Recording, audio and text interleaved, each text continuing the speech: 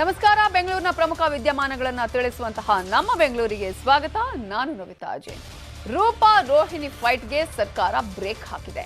ಹಾದಿ ಬೀದಿ ಜಗಳ ಆಡ್ತಾ ಇದ್ದ ಮಹಿಳಾ ಮಣಿಗಳಿಗೆ ಅಡ್ರೆಸ್ ಕೊಡದೆ ಎತ್ತಂಗಡಿ ಮಾಡಿದೆ.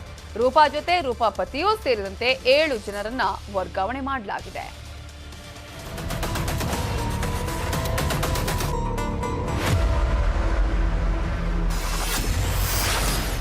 ರೂಪಾ ವರ್ಸಸ್ ರೋಹಿಣಿ ಫೈಟ್ಗೆ ಸರ್ಕಾರ ಬ್ರೇಕ್. ಇಬ್ಬರಿಗೂ ಹುದ್ದೆ ತೋರಿಸದೆಯೇ ಎತ್ತಂಗಡಿ. ಐಎಎಸ್ ಅಧಿಕಾರಿ ರೋಹಿಣಿ ಸಿಂಧೂರಿ ಮತ್ತು ಐಪಿಎಸ್ ಅಧಿಕಾರಿ ಡಿ ರೂಪಾ ಮೌದ್ಗಿಲ್ ಸಂಘರ್ಷ ತಾರಕಕ್ಕೇರಿತ್ತು. ಇಬ್ಬರ ಕಚ್ಚಾಟ ಸರ್ಕಾರಕ್ಕೂ ಭಾರಿ ಮುಜುಗರ ತಂದಿತ್ತು. ಇಬ್ಬರಿಗೂ ನಿನ್ನೆ ಸಿಎಸ್ ವಂದಿತಾ ಶರ್ಮಾ ವಾರ್ನ್ ಮಾಡಿ ಕಳಿಸಿದ್ರು.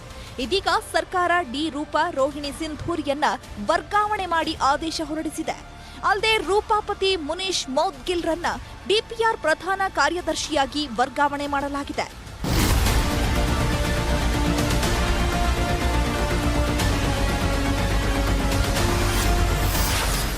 ಫೇಸ್ಬುಕ್ ವಾರ್ ಬಳಿಕ ಕಾನೂನು ಸಮರ. ರೂಪಾ ವಿರುದ್ಧ ಎನ್ಸಿಆರ್ ದಾಖಲಿಸಿ ಪೊಲೀಸರ ತನಿಖೆ. ರೋಹಿಣಿ ಸಿಂಧೂರಿ ಅವರ ಖಾಸಗಿ ಫೋಟೋಗಳನ್ನ ಸಾಮಾಜಿಕ ಜಾಲತಾಣದಲ್ಲಿ ಡಿ ರೂಪಾ ಮೌದ್ಗಿಲ್ ಹಾಕಿದ್ರು. ಹೀಗಾಗಿ ನಿನ್ನೆ ರೋಹಿಣಿ ಸಿಂಧೂರಿ ಪತಿ ಸುಧೀರ್ ಬಾಗಲಕೋಟೆ ಪೊಲೀಸ್ ಠಾಣೆಯಲ್ಲಿ ದೂರು ದಾಖಲಿಸಿದ್ರು. ಈ ಸಂಬಂಧ ಪೊಲೀಸರು ಎನ್ಸಿಆರ್ ದಾಖಲಿಸಿಕೊಂಡಿದ್ದಾರೆ. ಎಫ್ಐಆರ್ ದಾಖಲು ಮಾಡಲು ಪೊಲೀಸರು ಹಿಂದೇಟು ಮಾಡಿದ್ರೆ ಕೋರ್ಟ್ ಮೊರೆ ಹೋಗಿ ಎಫ್ಐಆರ್ ದಾಖಲಿಸಲು ಮುಂದಾಗಿದ್ದಾರೆ. ಇನ್ನೊಂದು ಕಡೆ ಡಿ ರೂಪಾ ಕೂಡ ರೋಹಿಣಿ ವಿರುದ್ಧದ ಆರೋಪಗಳ ತನಿಖೆ ನಡೆಸುವಂತೆ ಸರ್ಕಾರಕ್ಕೆ ಒತ್ತಾಯಿಸಿದ್ದಾರೆ.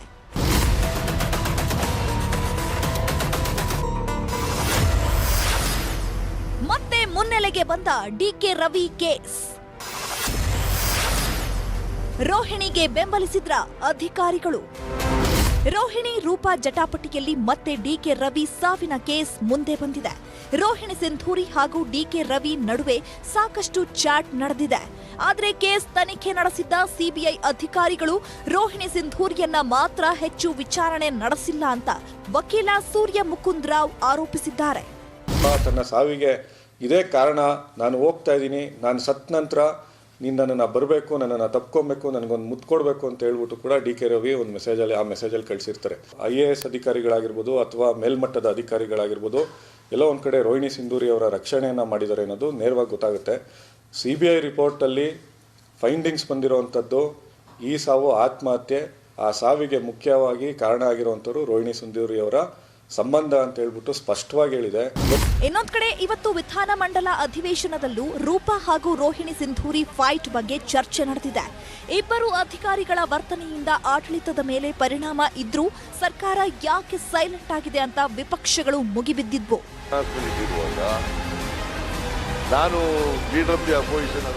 ಇಬ್ಬರು ಉನ್ನತ ಮಟ್ಟದ ಅಧಿಕಾರಿಗಳ ಬೀದಿ ರಂಪಾಟ ಒಂದು ಹಂತದಿಂದ ಮತ್ತೊಂದು ಹಂತಕ್ಕೆ ತಲುಪಿದೆ. ಇದಕ್ಕೆ ಅಂತ್ಯ ಯಾವಾಗ ಅನ್ನೋದು ಎಲ್ಲರ ಪ್ರಶ್ನೆ. Crime bureau, news 18. ಅವರದ್ದು 10 ವರ್ಷದ ದಾಂಪತ್ಯ ಜೀವನ. ಇವರ ಜೊತೆ ವಿಲನ್ ಒಬ್ಬನ ಎಂಟ್ರಿ ಆಗಿತ್ತು. ಗಂಡನಿಗೆ ಗೊತ್ತಾಗದಂತೆ ಆ ಮಹಿಳೆ ಸುತ್ತಾಡಿ ಸಿಕ್ಕಿಬಿದ್ಲು. ಆದರೆ ಇದನ್ನ ಪ್ರಶ್ನಿಸಿದ ಗಂಡನ ಸ್ಥಿತಿ ಆಗಿದ್ದೇ ಬೇರೆ. ಅದೇನು ನೋಡಿ. ಗಂಡನ ಬಿಟ್ಟು ಪ್ರಿಯಕರನ ಜೊತೆ ಸುತ್ತಾಟ. ಸಿಕ್ಕಿಬಿದ್ದವಳನ್ನ ಪ್ರಶ್ನಿಸಿದ ಗಂಡನೇ ಮಟಾಶ್. ಮದುವೆಯಾಗಿದ್ರೂ ಪರಪುರುಷನ ಸಂಗ ಮಾಡಿದ್ದ ಮಹಿಳೆಯೊಬ್ಬಳು ತನ್ನ ಗಂಡನನ್ನೇ ಸಾಕ್ಷಿ ಸಿಗದಂತೆ ಕೊಂದ ಆರೋಪವೊಂದು ಬೆಂಗಳೂರಲ್ಲಿ ಕೇಳಿಬಂದಿದೆ. ವಿನೋದ್ ಹಾಗೂ ನಿರ್ಮಲಾ 10 ವರ್ಷದ ಹಿಂದೆ ಮದುವೆಯಾಗಿ ವೈಯಾಲಿ ಕಾವಲ್ನಲ್ಲಿ ನೆಲೆಸಿದ್ರು. ಆದರೆ ಇದೇ ವೇಳೆ ನಿರ್ಮಲಾಗೆ ಕಿರಣ್ ಎಂಬಾತ ಪರಿಚಯ ಆಗಿದ್ದು ಆತನ ಜೊತೆ ನಿರ್ಮಲಾ ಲವ್ವೇ ಡವ್ವಿ ಶುರು ಮಾಡಿದ್ಲು. ಇದೇ ಅಕ್ರಮ ಸಂಬಂಧ ಗಂಡನ ಜೀವ ತೆಗೆದಿದೆ.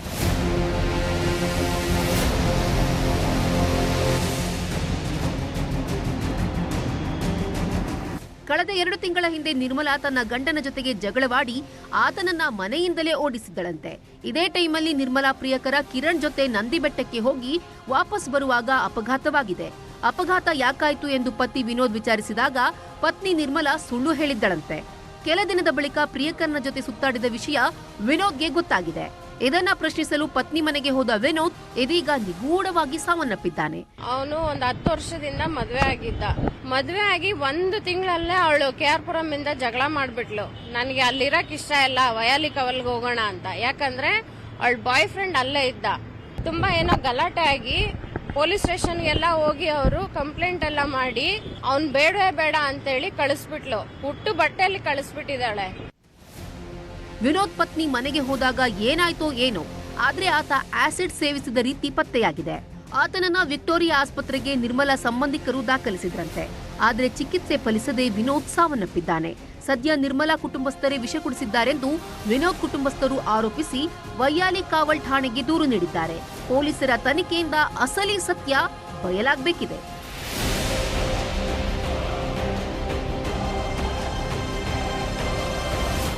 Manjunath Chandra, crime bureau, news 18 Bengaluru. ಅವರಿಬ್ಬರಿಗೆ ಯುವತಿಯನ್ನ ಔಟಿಂಗ್ ಕರ್ಕೊಂಡು ಹೋಗ್ಬೇಕು ಅನ್ನುವ ಹುಚ್ಚು. ಅದರಲ್ಲೂ ರಾತ್ರಿ ವೇಳೆ ಹೊರಗಡೆ ಹೋಗಿ ಮೋಜು ಮಸ್ತಿ ಮಾಡಬೇಕು ಅಂತ ಪ್ಲಾನ್ ಹಾಕೊಂಡಿದ್ರು. ಈಗ ಆನ್ಲೈನ್ ನಲ್ಲಿ ಸಿಕ್ಕ ಯುವತಿಯ ಫೋನ್ ನಂಬರ್ಗೆ ಕರೆ ಮಾಡಿ ಹೋಟೆಲ್ಗೆ ಹೋದವರ ಕಥೆ ಏನಾಯ್ತು ಗೊತ್ತಾ?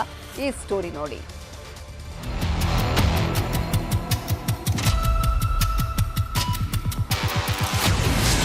ಡೇಟಿಂಗ್ ಬಂದ್ಲು, ತಾನೇ ಕಿಡ್ನಾಪ್ ಮಾಡಿಸಿದ್ಲು. ಮೋಜು ಮಸ್ತಿಗೆ ಹೋಗಿದ್ದವರಿಗೆ ಕಿಡ್ನಾಪರ್ಸ್ ಶಾಕ್. ರಾಜಧಾನಿ ಬೆಂಗಳೂರಲ್ಲಿ ಅಪರಿಚಿತರನ್ನ ಪರಿಚಯ ಮಾಡಿಕೊಳ್ಳೋ ಮುಂಚೆ ಸ್ವಲ್ಪ ಹುಷಾರಾಗಿರ್ಬೇಕು. ಅದರಲ್ಲೂ ಯುವಕರು ಮೋಜು ಮಸ್ತಿಗೆ ಅಂತ ಅಪರಿಚಿತ ಯುವತಿಯನ್ನ ಕರೆದುಕೊಂಡು ಹೋದ್ರೆ ಲಾಕ್ ಆಗೋದು ಗ್ಯಾರಂಟಿ. ಮಂಜುನಾಥ್ ಹಾಗೂ ರಜನಿಕಾಂತ್ ಅನ್ನೋರು ಮೋಜು ಮಸ್ತಿ ಮಾಡಲು ಆನ್ಲೈನ್ನಲ್ಲಿ ಪರಿಚಯ ಆದ ಯುವತಿಯೊಬ್ಬಳನ್ನ ಕರೆದುಕೊಂಡು ಬನ್ನೇರುಘಟ್ಟ ರಸ್ತೆ ಬಳಿ ಹೋಗಿದ್ರು. ಕಾರ್ನಲ್ಲಿ ಹೋಗುವಾಗ 4 ಬೈಕ್ನಲ್ಲಿ ಬಂದ 8 ಮಂದಿ ನಿಮ್ಮ ಕಾರು ನಮ್ಮ ಬೈಕ್ಗೆ ಡಿಕ್ಕಿ ಹೊಡೆದಿದೆ ಅಂತ ಕಿರಿಕ್ ತೆಗೆದಿದ್ದಾರೆ.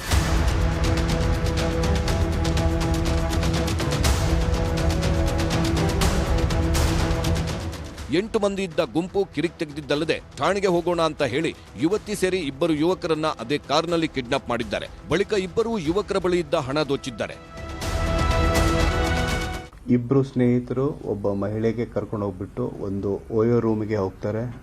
ಅದಾದ ನಂತರ ಆ ಮಹಿಳೆಗೆ ರಿಟರ್ನ್ ಯಾವ ಏರಿಯಾದಿಂದ ಅವ್ರು ಬಂದಿರ್ತಾರೆ ಅವ್ರಿಗೆ ಡ್ರಾಪ್ ಮಾಡಬೇಕು ಹೋದಾಗ 4 ಬೈಕ್ಗಳು, ಅದರಲ್ಲಿ ಒಂದೊಂದು ಬೈಕಲ್ಲಿ 2 ಜನ, ಟೋಟಲ್ 8 ಮೆಂಬರ್ಸ್ ಎಲ್ಲ ಬಂದು ಬ್ಯಾಕ್ ಸೈಡಿಂದ ಬಂದ್ಬಿಟ್ಟು ನಮ್ಮ ವೆಹಿಕಲ್ಗೆ ನೀವು ಆಕ್ಸಿಡೆಂಟ್ ಮಾಡಿದ್ದೀರಾ ಅಂತ ಹೇಳ್ಬಿಟ್ಟು ಅವ್ರ ಜೊತೆ ಆರ್ಗ್ಯುಮೆಂಟ್ ಮಾಡ್ತಾರೆ.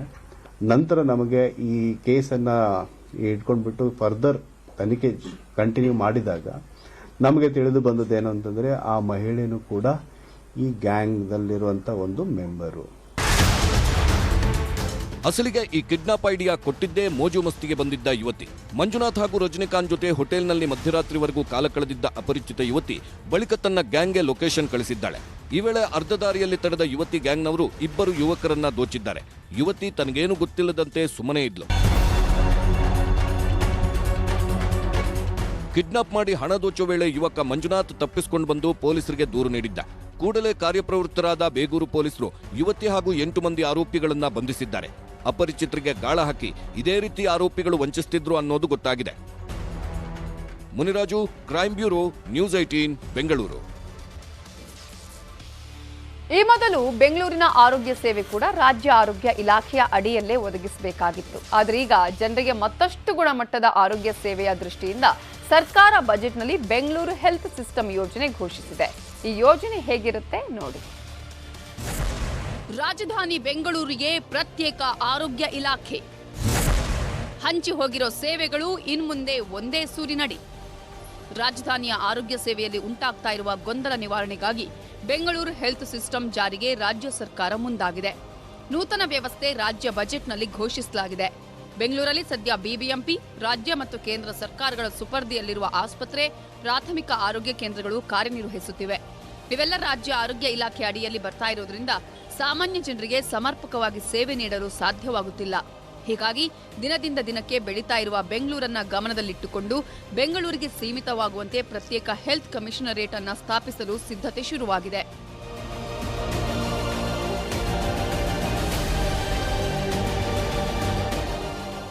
ಇನ್ನು ಆರೋಗ್ಯಕ್ಕಾಗಿ ಹೊಸ ಕಮಿಷನರೇಟ್ ಸ್ಥಾಪಿಸಿ ಆರೋಗ್ಯ ವಿಭಾಗದ ಆಯುಕ್ತರನ್ನೇ ನಿರ್ದೇಶಕರನ್ನಾಗಿ ಮಾಡಲಾಗುತ್ತೆ ಅಂತ BBMP chief commissioner Tushar Girinath ಹೇಳಿದ್ದಾರೆ. ಬೆಂಗಳೂರು ಹೆಲ್ತ್ ಸಿಸ್ಟಮ್ ನೋಡ್ಕೊಳ್ಳಕ್ಕೆ ಒಬ್ಬ ಹೆಲ್ತ್ ಕಮಿಷನರ್ IAS ಆಫೀಸರ್ ಐದರ್ ಪ್ರಿನ್ಸಿಪಲ್ ಸೆಕ್ರೆಟರಿ ಅಥವಾ ಸೆಕ್ರೆಟರಿ ರ್ಯಾಂಕ್ ಪೋಸ್ಟ್ ಆಗ್ತಾರೆ.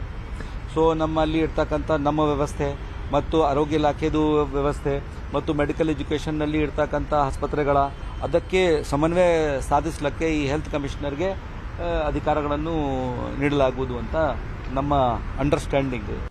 ಸದ್ಯ ಬೆಂಗಳೂರಲ್ಲಿ ಕೇಂದ್ರ ಸರ್ಕಾರದ ESI ಆಸ್ಪತ್ರೆ ಸೇರಿ ವೈದ್ಯಕೀಯ ಶಿಕ್ಷಣ ಇಲಾಖೆಯ ಆಸ್ಪತ್ರೆಗಳು, ಆರೋಗ್ಯ ಮತ್ತು ಕುಟುಂಬ ಕಲ್ಯಾಣ ಇಲಾಖೆಯ ಆಸ್ಪತ್ರೆಗಳು, BBMPಗೆ ಸೇರಿದ ಆಸ್ಪತ್ರೆಗಳೂ ಇದೆ. ಇವೆಲ್ಲ ಬೇರೆ ಇಲಾಖೆ ಹಾಗೂ ಸಂಸ್ಥೆ ಅಧೀನಕ್ಕೆ ಸೇರಿದವಾಗಿವೆ.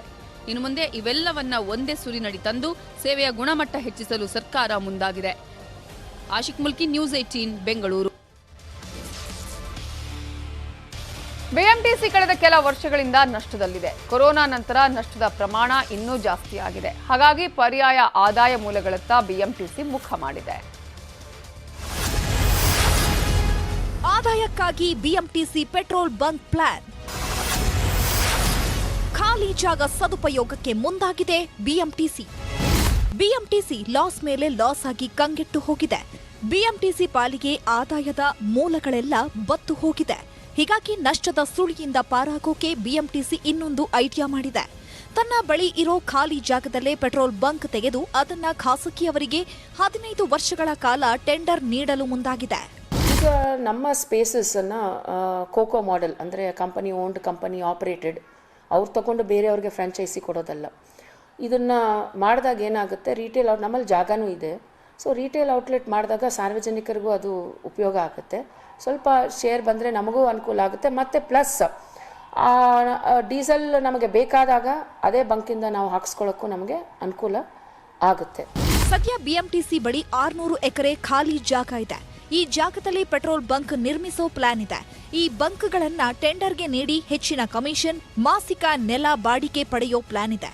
ಅಲ್ಲದೆ ಈ ಜಾಗದಲ್ಲಿ ಚಾರ್ಜಿಂಗ್ ಪಾಯಿಂಟ್ಗಳನ್ನು ತೆರೆಯಲು ಸಿದ್ಧತೆ ಮಾಡಿಕೊಂಡಿದೆ.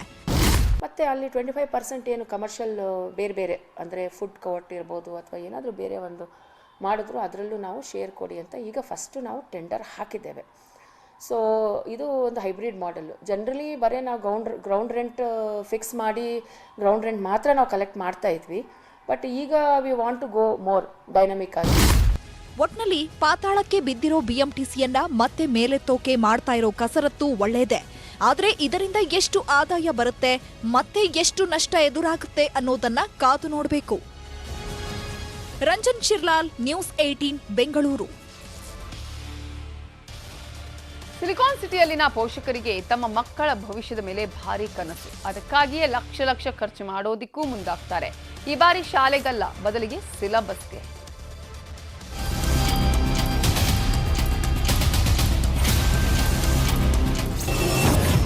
ಸಿಲಿಕಾನ್ ಸಿಟಿಯಲ್ಲಿ CBSE ಶಾಲೆಗಳಿಗೆ ಡಿಮ್ಯಾಂಡ್. ಲಕ್ಷ ಕಟ್ತೀವಿ ಅಂದ್ರೂ ಸಿಗ್ತಾನೆ ಇಲ್ಲ ಇಷ್ಟದ ಶಾಲೆಯಲ್ಲಿ ಅಡ್ಮಿಷನ್. ಹಿಂದೆ ಎಲ್ಲ ಮಕ್ಕಳು ಸ್ಟೇಟ್ ಸಿಲೆಬಸ್ ಓದಿದ್ರೆ ಒಳ್ಳೆ ಕೆಲಸ ಸಿಗುತ್ತೆ ಅನ್ನೋ ಕಾಲ ಇತ್ತು. ಆದ್ರೆ ಸಮಯ ಬದಲಾಗ್ತಿದ್ದಂತೆ ಮಕ್ಕಳ ಕಲಿಕೆಯ ಕ್ರಮ ಹಾಗೂ ಗುಣಮಟ್ಟದ ಆಯ್ಕೆಯೂ ಬದಲಾಗ್ತಿದೆ. ಕರ್ನಾಟಕ ಪಠ್ಯಕ್ರಮದಲ್ಲಿ ಸರಿಯಾದ NCFC ಮತ್ತು NCRT ಪೂರಕವಾಗಿ ಪರಿಷ್ಕರಣೆ ಆಗ್ತಿಲ್ಲ. ಕಾರಣ CBSE ಸಿಲೆಬಸ್ ಮಕ್ಕಳಿಗೆ ಬೇಕು ಅಂತ ಪೋಷಕರು CBSE ಮಾನ್ಯತೆ ಹೊಂದಿರೋ ಶಾಲೆಗಳ ಹಿಂದೆ ಬಿದ್ದಿದ್ದಾರೆ. ಎಲ್ಲಾ ವರ್ಗದವರು CBSE ICSE ಅಂದ್ರೆ ಇಲ್ಲ ಮಕ್ಕಳು ತುಂಬಾ ಉತ್ತಮವಾಗಿ ಕಲಿತಾರೆ, ಕಲಿಯುವಂತ ಸಾಮರ್ಥ್ಯ ಇಲ್ಲ ಅಂದ್ರೂ ಕೂಡ ಅಲ್ಲಿ ಹಾಕ್ತಕ್ಕಂಥದ್ದು. ಮತ್ತೆ ಅನೇಕ ಅನಧಿಕೃತ ಶಾಲೆಗಳಿದ್ದಾವೆ. ಇದು ಒಂಥರ ವ್ಯಾಪಾರೀಕರಣದ ಹಿನ್ನೆಲೆಯಲ್ಲಿ ಶಿಕ್ಷಣ ಇಲಾಖೆಯ ಒಂದು ಬೇಜವಾಬ್ದಾರಿತನ. CBSE ಮಾನ್ಯತೆ ಹೊಂದಿರುವ ಖಾಸಗಿ ಶಿಕ್ಷಣ ಸಂಸ್ಥೆಗಳಿಗೆ ಬೆಂಗಳೂರಿನಲ್ಲಿ ಬೇಡಿಕೆ ಹೆಚ್ಚಾಗ್ತಿದ್ದು ಬಹುತೇಕ CBSE ಶಾಲೆಗಳಲ್ಲಿ ದಾಖಲಾತಿ ಕ್ಲೋಸ್ ಆಗಿವೆ. ಈ ಹಿನ್ನೆಲೆ ಪೋಷಕರು ದಾಖಲಾತಿಗೆ ಪರದಾಡುವ ಸ್ಥಿತಿ ಎದುರಾಗಿದೆ. ಹೀಗಾಗಿ ಕಳ್ಳಾಟ ಹಾಗೂ ಮೋಸ ಮಾಡಿರುವ ಶಾಲೆಗಳನ್ನ ಬದಲಾಯಿಸಿ ಅಧಿಕೃತ ಮಾನ್ಯತೆ ಹೊಂದಿರುವ CBSE ಶಾಲೆಗಳಿಗೆ ದಾಖಲಾತಿ ಮಾಡಲು ಮುಂದಾಗಿದ್ದಾರೆ.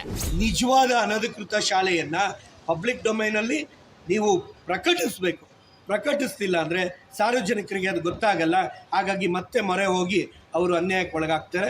ಒಟ್ನಲ್ಲಿ ಪೋಷಕರ CBSE ಒಲವಿನಿಂದ ಬೇಡಿಕೆ ಹೆಚ್ಚಾಗೋದ್ರ ಜೊತೆಗೆ ಮಾನ್ಯತೆ ಇಲ್ಲದ ಶಾಲೆಗಳು ತಲೆ ಎತ್ತುತ್ತಿವೆ. Hamsashyamala, news 18, Bengaluru. SSLC PUC ಮುಖ್ಯ ಪರೀಕ್ಷೆಗೆ ಭದ್ರತಾ ಕ್ರಮಗಳ ಕುರಿತು ಶಿಕ್ಷಣ ಇಲಾಖೆ ಇಂದು ಸಭೆ ನಡೆಸಿದೆ. ಮಾರ್ಚ್ 9ರಿಂದ ಏಪ್ರಿಲ್ 15ರವರೆಗೆ ನಡೆಯಲಿರುವ SSLC ಮತ್ತು PUC ಪರೀಕ್ಷೆಗಳನ್ನು ಸುಸೂತ್ರವಾಗಿ ನಡೆಸಲು ಅಗತ್ಯ ವ್ಯವಸ್ಥೆ ಮಾಡಿಕೊಳ್ಳುವಂತೆ ಸೂಚನೆ ನೀಡಲಾಯಿತು. ರಾಜ್ಯದ ಎಲ್ಲಾ ಪರೀಕ್ಷಾ ಕೇಂದ್ರಗಳಲ್ಲಿ ಪೊಲೀಸ್ ಬಂದೋಬಸ್ತ್ ಕೈಗೊಳ್ಳಲಾಗುತ್ತಿದೆ. ಸಿಸಿ ಕ್ಯಾಮೆರಾ ಕಣ್ಗಾವಲು ಹಾಗೂ ಪರೀಕ್ಷಾ ಕೇಂದ್ರದ ಸುತ್ತಲಿನ ಜೆರಾಕ್ಸ್ ಕೇಂದ್ರಗಳನ್ನು ಪರೀಕ್ಷೆಯ ಅವಧಿಯಲ್ಲಿ ಬಂದ್ ಮಾಡಲಾಗುತ್ತೆ. ಸೈಬರ್ ಸೆಂಟರ್, ಟ್ಯೂಷನ್ ಕೇಂದ್ರಗಳು, ಕಂಪ್ಯೂಟರ್, ಗೇಮ್ಸ್ ಕೇಂದ್ರಗಳ ಮೇಲೆ ವಿಶೇಷ ನಿಗಾ ಇರಿಸಲಾಗುತ್ತೆ. ಈ ಹಿಂದೆ ಪರೀಕ್ಷಾ ಅಕ್ರಮಗಳಲ್ಲಿ ತೊಡಗಿದ್ದ ವ್ಯಕ್ತಿಗಳನ್ನು ಮುಂಜಾಗ್ರತಾ ಕ್ರಮವಾಗಿ ವಶಕ್ಕೆ ಪಡೆಯಲು ಸೂಚಿಸಲಾಗಿದೆ.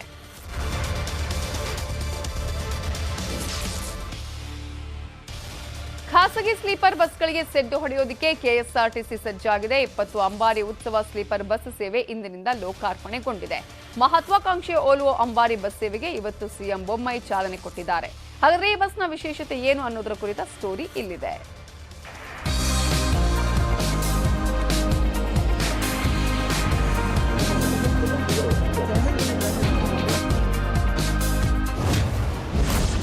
ಕೆಎಸ್ಆರ್ಟಿಸಿಯಲ್ಲಿ ಇನ್ಮುಂದೆ ಅಂಬಾರಿ ಉತ್ಸವ.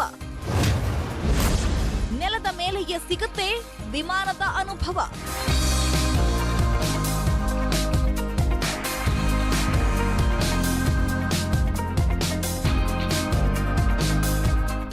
ಅಬ್ಬಬ್ಬ, ಈ ಬಸ್ ಎಷ್ಟು ಹೈಟೆಕ್, ಎಷ್ಟು ಸುಂದರ.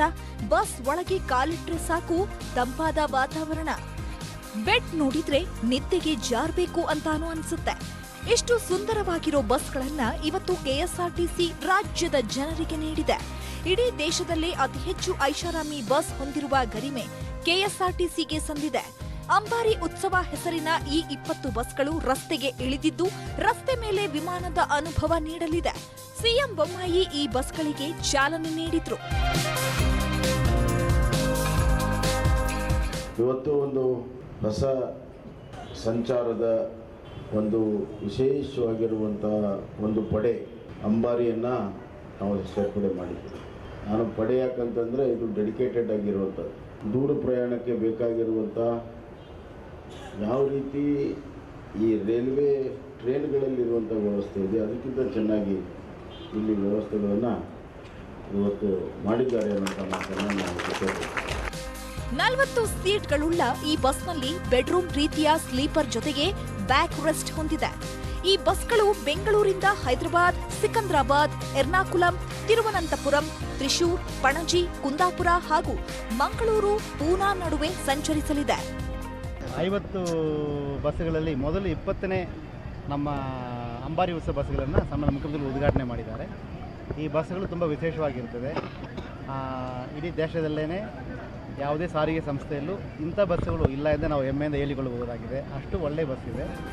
ಸದ್ಯ ಈ ಬಸ್ಗಳಲ್ಲಿ ಟಿಕೆಟ್ ದರ ಎಷ್ಟು ಅನ್ನೋದು ಇನ್ನೂ ಫಿಕ್ಸ್ ಆಗಿಲ್ಲ. ಈ ಬಸ್ನಲ್ಲಿ ಹಲವು ವಿಶೇಷತೆಗಳ ಜೊತೆಗೆ ಆರಾಮದಾಯಕ ಪ್ರಯಾಣವಂತೂ ಮಾಡಬಹುದಾಗಿದೆ.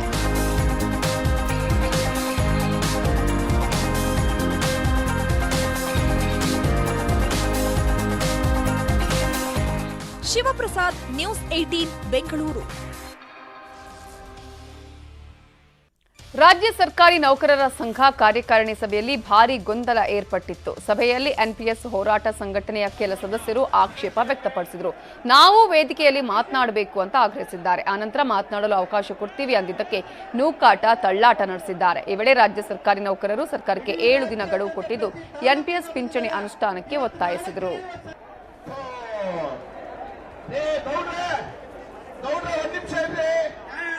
ಎನ್ಪಿಎಸ್ ಓಪಿಎಸ್ ಆಗಬೇಕು, 7ನೇ ವೇತನ ಆಗ ಜಾರಿ ಆಗ್ಬೇಕಷ್ಟೇ, ಬೇರೇನಿಲ್ಲ. ನಮ್ಮ ನ್ಯಾಯಯುತವಾದ ಹಕ್ಕನ್ನ ಬಗ್ಗೆ ಮಾತ್ರ ಪ್ರಸ್ತಾಪ ಮಾಡಬೇಕು. ನಾಳೆ ವಾಪಸ್ ತಗೊಳ್ತಾರೆ ಏನೂ ಗೊತ್ತಿಲ್ಲ. 2 ವಿಚಾರಪ್ಪ, ಇದಷ್ಟೇ ಈಡೇರಿಸಬೇಕು ಸರ್ಕಾರ ಅನ್ನುವಂತ ಹೇಳೋದನ್ನ ಹೇಳಿಕೆ. ಎನ್ಪಿಎಸ್